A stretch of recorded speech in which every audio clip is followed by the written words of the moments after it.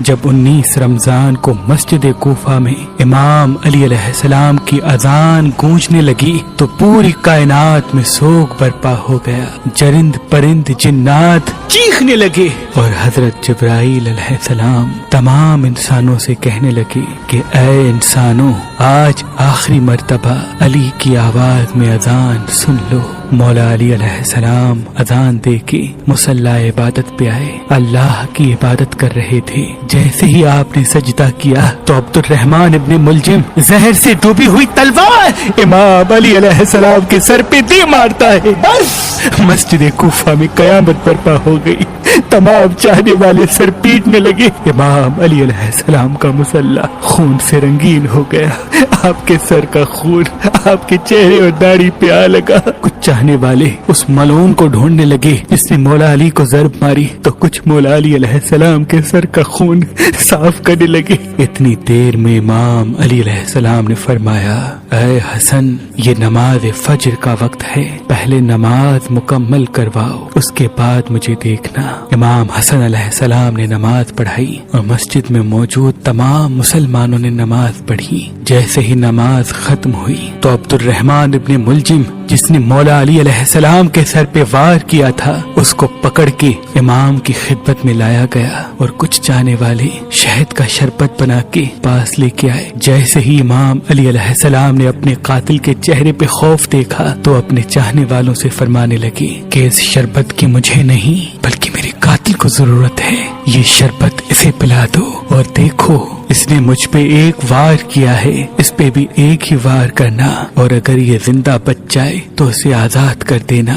دیکھو اگر یہ اس وار سے مر جائے تو اس کے جسم کے اعضاء نہ کاٹنا، کیونکہ میں نے اللہ کے رسول سے سنا کہ اللہ کے نزدیک سب سے بدترین انسان وہ ہے جو مرے ہوئے انسان کے جسم کے حصے کاٹتا ہے. بس آپ یہ فرمانے لگے اور تمام چاہنے والے آپ کے عدل و انصاف کو دیکھ کے رونے لگے. پھر آپ فرماتے ہیں، حسن، حسین، عباس، چلو مجھے اپنے گھر لے کے چلو. آپ اپنے بیٹوں کے سہارے سے جیسے ہی گھر کے قریب پہنچتے ہیں تو فرماتے ہیں، عباس، سب چاہنے والوں کو کہو کہ واپس اپنے گھر چلے جائیں. تو کسی نے عرض کیا، یا امیر المومنین، یہ سب آپ کے چاہنے والے ہیں، اس حالت میں آپ کو کیسے چھوڑ کے چلے جائیں؟ امام علی علیہ السلام نے فرمایا، کیونکہ میرے ضربت کی خبر مجھ سے پہلے میرے گھر پہنچ چکی ہے اور میری بیٹیاں زور زور سے رو رہی ہے.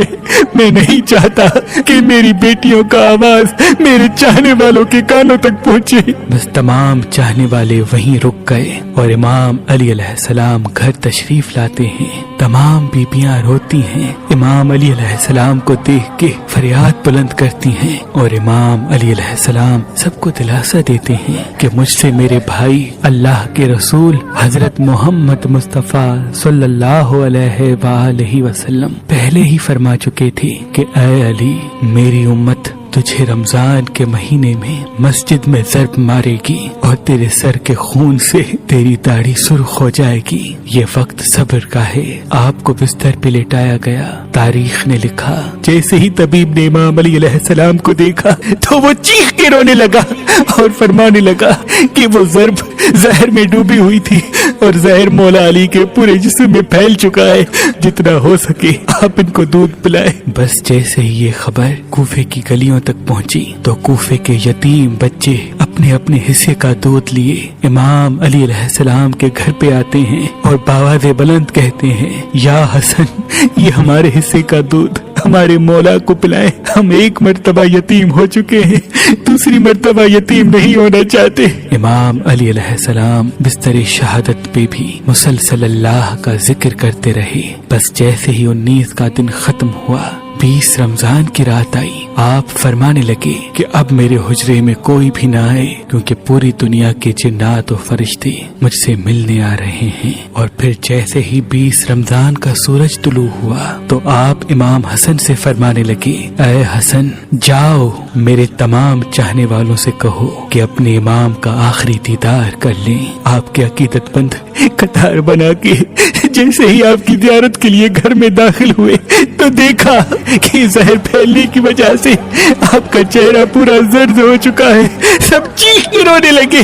امام علی علیہ السلام فرمانے لگے، پوچھو जो पूछना चाहते हो, क्योंकि मैं अली जमीन के रस्तों से ज्यादा आसमानों के रास्ते जानता हूँ। पूछ लो, जब तुम मुझे अपनी आंखों से नहीं देखोगे तो पछताओगे कि काश कुछ और पूछ लेते। किसी अकीदतमंद ने सवाल किया, किसी ने जवाब लिया, कोई ज़ियारत करता रहा। बस जैसे ही अकीदतमंद जाने लगे, इमाम अली अलैहिस्सलाम ने फरमाया, हसन, मेरे पूरे खानदान को मेरे हुजरे में लेके आओ। इमाम अली अलैहिस्सलाम ने वसीयतें की और फरमाया, अब इस खानदान का वारिस मेरा बड़ा बेटा हसन है, जो ये कहे उसे मानना। और इमाम हसन से फरमाने लगे, ऐ हसन, जितना हो सके अपनी ज़बान और किरदार से मोहब्बत और अमन का पैगाम देते रहना।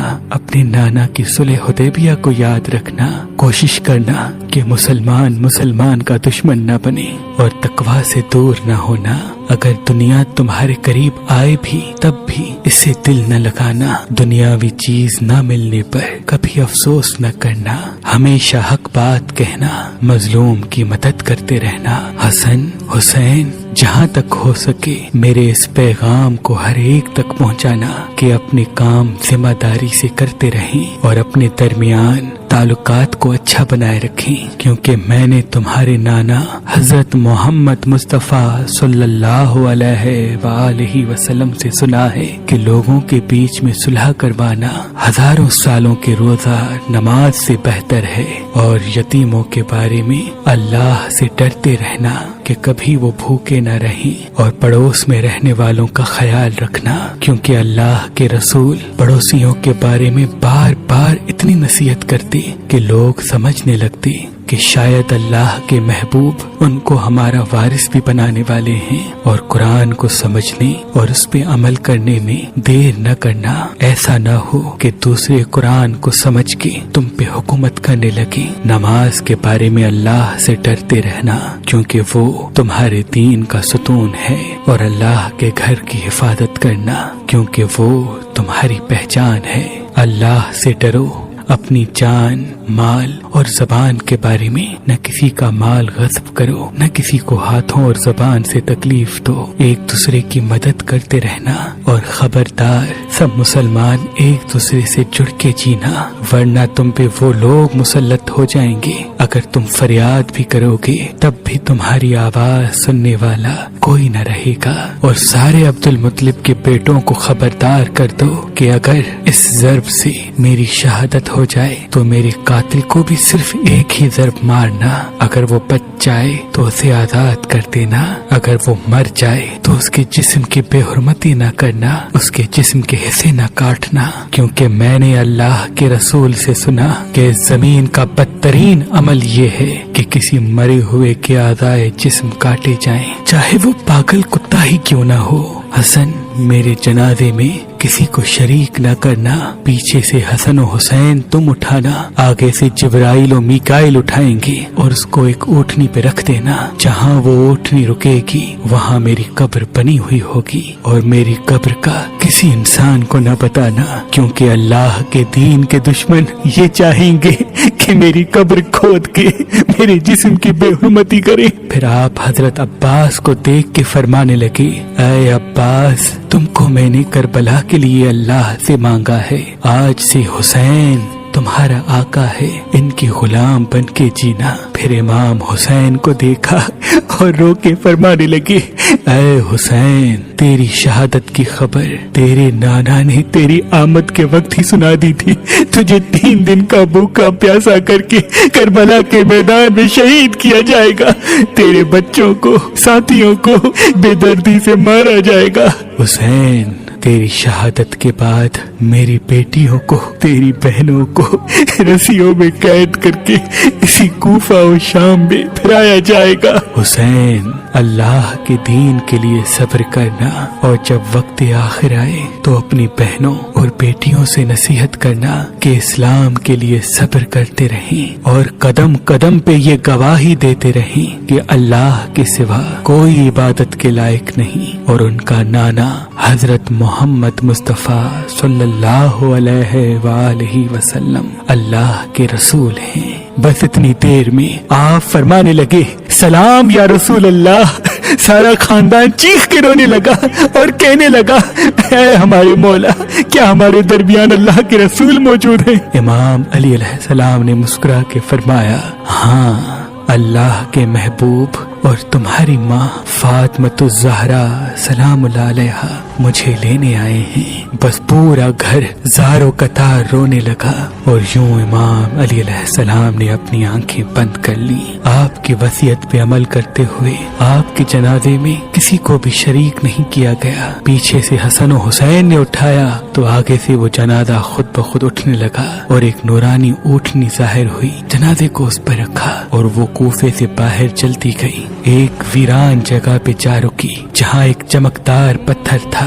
جیسے ہی امام حسن حسین نے اس پتھر کو ہٹایا تو اس پتھر کے نیچے ایک قبر بنی ہوئی تھی اور اس پہ لکھا ہوا تھا کہ یہ قبر اللہ کے نبی نوح نجی اللہ نے بنائی ہے، اللہ کے ولی علی ابن ابی طالب علیہ السلام کے لیے۔ علی ابن ابی سلام ہو اللہ کے ولی امام علی علیہ السلام کی عظمت پر سلام ہو، شیر خدا نفس نبی مومنوں کے امیر حیدر کرار پر۔